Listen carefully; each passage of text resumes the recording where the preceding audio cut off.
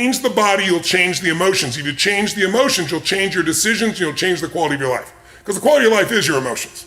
It's not what you get. You can have $1 billion and commit suicide. People have done it, right? You can have beautiful relationships and commit suicide.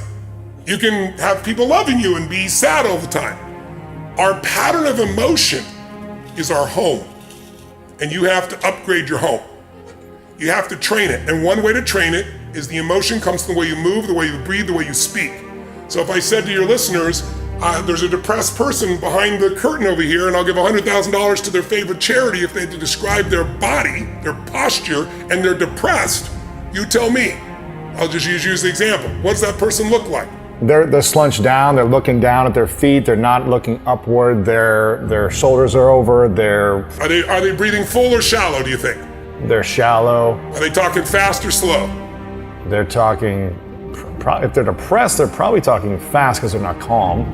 Well, no, that's usually stressed. Depressed is different than stressed. They're slow. They're probably talking low volume, slower than.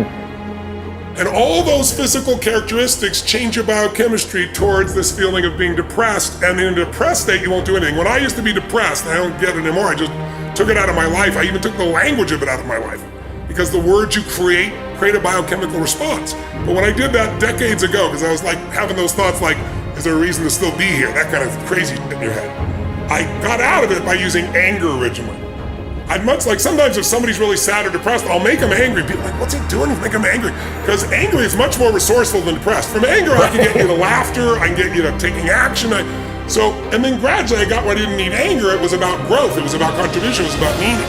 So there's like stages to go through. But to answer your question, they should work on both their business side of their life and personal, one of each. And in order for either one of those to work, you need to be in a strong emotional state. And if you start with your body, like you know, I start every morning with my cold water, start every morning with my workout.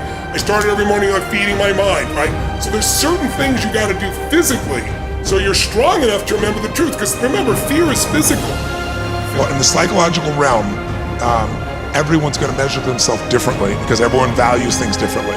Some people value success or significance. Some people value love more. Some value just basic levels of certainty. So when I look at the specific metrics, I really look at metrics of what are the things that need to be measured to know if your life is going to work or not. So I look at it as our whole lives are guided moment to moment by the state we're in. Learning how to change your state, not bullshit, not fake, but to go from pissed off, frustrated, freaked out to back in your center, or creative, or determined, or something that's gonna move you forward. It's gonna create a better quality of life for you and others. That's a critical skill set. So moment to moment, our life's controlled by our states. Yep. You know, if you're in an angry state, you're gonna respond differently than if you're feeling playful. But what controls those states long term is your model of the world, your worldview. And I look at that as having, as a metric, 3 things that I look at. I look to see first, what are the targets you're after?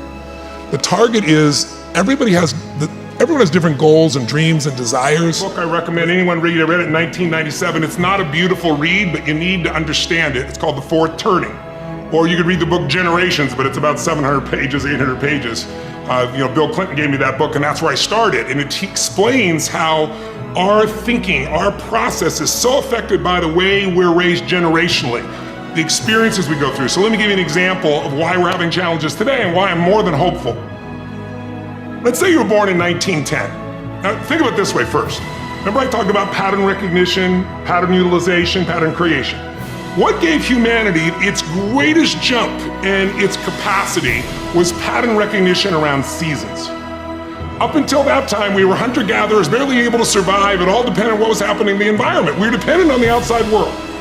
But once we understood the seasons, that planting in the springtime and then taking care of through the summer, boy, in the fall you can reap. And then there's gonna be winter and you gotta hang on to this stuff so you can survive. Once we recognized that pattern, humanity transformed. Communities were created, eventually cities and countries and states, right? So think of it this way.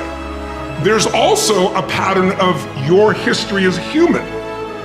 0 to 21, 19 to 2021 is a springtime, where everything's easy. It's easy to grow. Growth happens. You don't have to do squat. Your body grows, life grows. And some of us had a more protected childhood. Some of us had no protection. We had to step up and take care of things when we were 7 or 8 years old. But regardless, overall, it's a time in which people look out for you. You're taught things. You consume what you're taught. But once you come 19, 20, 21 roughly, and sometimes it's 16 for some people, 25 for others, but you get the picture, you enter a new season of life. You go to the summertime where you start testing and go, well, this is what I was taught, but do I really believe this shit? You know, this is what people say, but now I'm in a relationship, you know? And so all of this next 20 years is an explosive growth period if you work at it from 21 to 41.